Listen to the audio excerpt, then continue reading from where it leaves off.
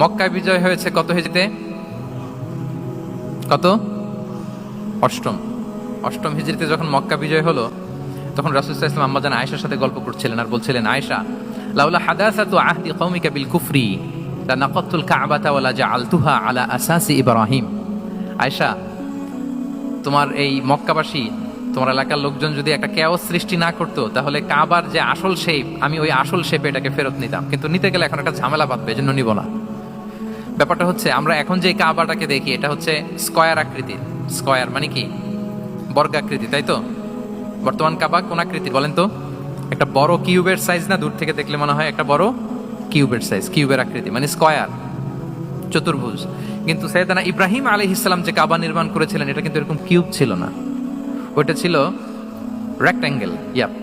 Rectangle ছিল, মানে আয়তাকৃতির ছিল, এরকম লম্বা। এই যে টেবিলটা যেরকম, টেবিলের যে শেপ এরকম ছিল, এরকম লম্বা কাবাঘর ছিল আয়তাকৃতির। কিন্তু এখন এটা কমে স্কয়ার আকৃতির হয়ে গেছে। এর কারণটা কি? কাবা একবার ওখানে অগ্নিকাণ্ড ঘটার কারণে ধ্বংস হয়েছিল, ফলে কাবাকে আবার রিনোভেশন করা লেগেছিল, পুনর্নির্মাণ। তো কুরাইশরা সিদ্ধান্ত নিয়েছিল, কাবা পুনর্নির্মাণে আমরা কোনো হারাম টাকা ইউজ করব না, যার কাছে যত হালাল টাকা আছে নিয়ে আসা হলো। কিন্তু হালাল টাকা যতটুকু জমা হয়েছে, এটা দিয়ে পুরো কাবা নির্মাণ হয় না, অর্ধেক হয়। ফলে কাবা যে আয়তাকৃতির ছিল, সেটা না হয়ে গেছে কি বলেন? বর্গাকৃতির, মানে স্কয়ার। ওই স্কয়ার কাবাই আজ পর্যন্ত রয়ে গেছে। কিন্তু ওই যে আয়তক্ষেত্রের যে শেপের মধ্যে যতটুকু জায়গা বাকি ছিল, ওইখানে দেখবেন একটা ক্রিসেন্টের মতো আছে, হেজরে ইসমাইল, হাতিমে কাবা বলে। ওইটার ভিতরে নামাজ পড়া আর কাবার ভিতরে নামাজ পড়া একই হুকুম।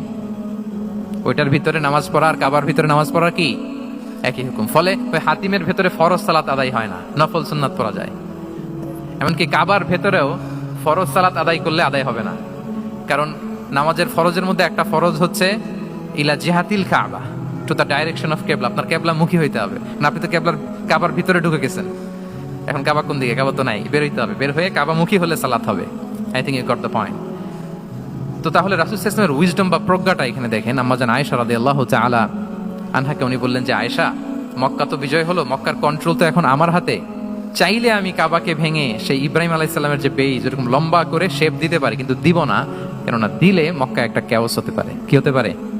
কারণ তারা একেবারে ভেরি রিসেন্ট মুসলমান হয়েছে, তারা না বুঝেই বলবে যে সেই আদি কাবা, মুহাম্মদ এই কাবার অপমান করেছে, কাবাকে ভুলুণ্ঠিত করেছে, সম্মানকে নষ্ট করেছে, এরকম একটা কোশ্চেন রাইজ করতে পারে। এই জন্য আমি করলাম না। সুবহানাল্লাহ, দিস ইজ কল্ড উইজডম। এটাকে কি বলে? প্রজ্ঞা। এটাকে প্রজ্ঞা বলে। তাহলে আপনার জ্ঞান এবং আপনার কমন সেন্স দুইটা যখন কানেক্ট করে,